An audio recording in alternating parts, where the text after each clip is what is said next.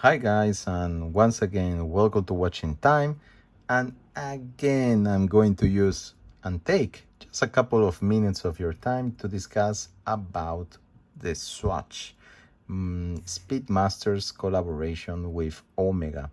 So I just wanted to do an update because since the last video that I posted in which I presented this Pluto version and also my Speedmaster, and we were discussing on how horrendously the situation is being managed at the moment from Swatch. I had some updates and some interesting news. I had contacts with many people that gave me some information of what's going on around in different countries in the world, and I also managed to get this other model, which is actually this one is the Jupiter one. So I thought it was interesting just to do a small update on what the situation was, show you the Jupiter, obviously for the ones that actually want to have one of those. Um, so, you know, let's say the first things first. I have heard many views around the web talking about these watches, people that are obviously not happy of the way everything is being managed by Swatch, people, experts on watch industry, talking good, talking bad. So this is just my opinion.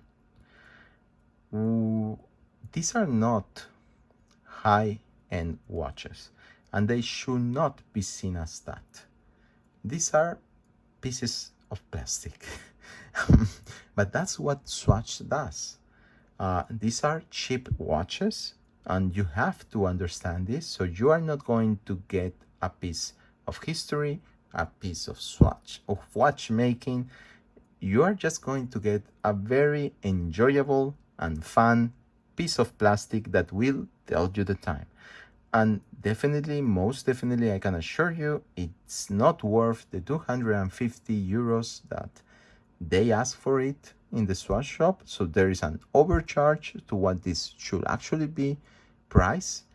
Swatch, I remember to all of you guys, they actually offer very nice chronograph, even in bioceramic, which is just a plastic material. Apart from the ceramic part that they put in there, for almost 40% less the price that they are asking for the Speedmaster. So if you want a plastic chronograph, you can have several options inside of the Swatch group. If you want an homage of the Speedmaster with nice colors, you have this one, and you're going to pay that extra. That extra that is not really comparable worth of the quality or the product that you're going to be getting. So this is the things first thing. You are not going to be buying a Speedmaster. There is a lot of hype, yes, I understand around this, because I also wanted these watches, and I am a big collector, and I have a lot of expensive watches. I don't need them, but they're fun, and that's the other thing that we need to address. It is a piece of crappy plastic that really gives you a lot of joy. So yeah, they are fun watches, and most definitely in the northern hemisphere you will enjoy them if it's summer, probably more than when it's winter, especially if you have some bright colors. But it is just fun to wear. You know, I can understand the hype going around, but are they worth the extras that you're going to be paying on eBay or the reselling black market? Definitely not. Don't do it. Wait. There was a press release a couple of days ago and an interview to the CEO of Swatch. So guess what? Swatch, actually what I was saying on the other video, I was right. They like all this hype that they have created. They, even if that was not said directly, they like creating a gray market for these watches. And as much as they are going to be supplying a much more bigger quantity, blah blah blah, for the stores, and increasing the number of stores that they're going to be selling these watches, jibby jabada, at the end of the day it seems they are not going to be selling it online. Why? Because then it will become for everyone, and they don't want that. They want the hype to be kept there. So they are probably most surely going to cut off the website possibility to buy the watches very soon. So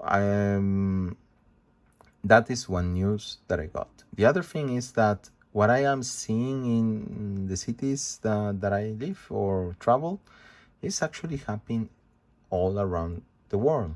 You are seeing the Swatch shops being swarmed by young fellows at 8 or 9 a.m., even earlier. They are already doing a line, queuing for it before it opens, and it becomes impossible for a normal person to actually get the watches. And these persons that are queuing outside are the same. The same. I went there last week. It was a Tuesday, if I remember correctly. I was passing by in front of it. It was 9:30 a.m. It opens at 10. There were around 30 persons outside, and they were all under 20, under 18 years of age. It's not a coincidence. Why? Because this gray market has been mainly pushed by these people. So we are having here real resellers, but most of them are not real resellers. They are just young people that have nothing to do during the day. They just go and queue there because they have just found a very easy way to make money with a very low investment. They are going there with daddies and mummies money, doing the queue, getting the 252 watches that they sell to them, and flipping them up the same day or the day after for double of that. So this is the situation. Obviously, the bubble has burst a little bit. So I have seen a quick review on eBay. Prices have dropped around 30% of what they were asking for before, even in the auctions. So definitely it's dropping. It's dropping to a point that I hope maybe in 6 months' time, you will not find any more gray market resellers for these watches. And at that point also, Swatch will be giving them or producing them to a point that you will probably find them all the time in the shops. This is something that Swatch probably knows will happen. They are just trying to get the bubble gum as long as possible before it breaks. And this is the game that they are playing right now. They are saying, let's just play dumb. We are giving the watches to the store, so nobody can say we are not doing that. The problem that is around the reselling market, let's just close an eye on that because it's playing very well for the brand. And they are doing this creation of the gray market. Obviously, the bubble will burst. My prediction is that before October, there will be probably a bubble burst of this gray market around the Swatch. So just hold your horses. But if you want to have something for the summer, one of these, this is most probably not going to be happening. It's very difficult to find one. I have hearing stories, even myself. These watches are being sold because we are insistent. We are the same guys going all the time saying, what the fuck are you doing? Selling this type of watches to these resellers, blah, blah, blah, blah. And then up to the 10th time that they actually see you coming to the store and discussing with them, they actually managed to get one of these under whatever under cashier space they have and say, oh, this is one that was left if you want to buy it. Well, obviously you buy it because you wanted to have one of them, but at this point I'm really fed up of what Swatch is doing. I am not going to be buying any more of this, so that's it, guys. I wanted the blue one, even if I knew gave a little bit of discoloring to the wrist apparently, but I just wanted to have one. I thought it was looking fun. I'm not going to buy it anymore. This is me saying, okay, that's as far as I'm going with these plastic watches. Overall, the quality is nice. I have seen videos in YouTube of people posting the AliExpress copies that they're selling of these watches. Guys, come on, even that is ridiculous. It's not worth spending your money for a copy of a piece of plastic. So please stop that. There's no reason to have that type of market. That's just gibberish, you know, fashion, whatever. That's not Swatch making, loving, collecting, or nothing. So please don't feed that very black market that has been created between the gray one of resellers and the black one of copies and false watches. Just don't fed that. It will burst. The bubble will burst. These watches are not worth anyone's time or desperation, so just hold there. You will get one. You will get one eventually. So it is very sad what Swatch has done. I say it again. If Swatch is listening, I don't know, I suppose they don't listen my videos, but if someone in Swatch is listening, this is the worst thing you could have done to older collectors.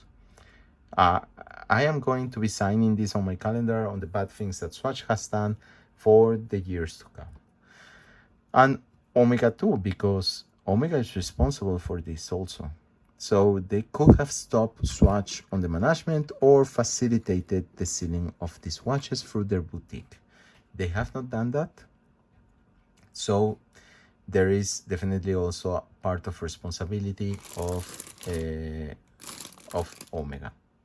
Anyway, guys, I hope you like this video, and we will update us very soon on the next one. So until then, take care.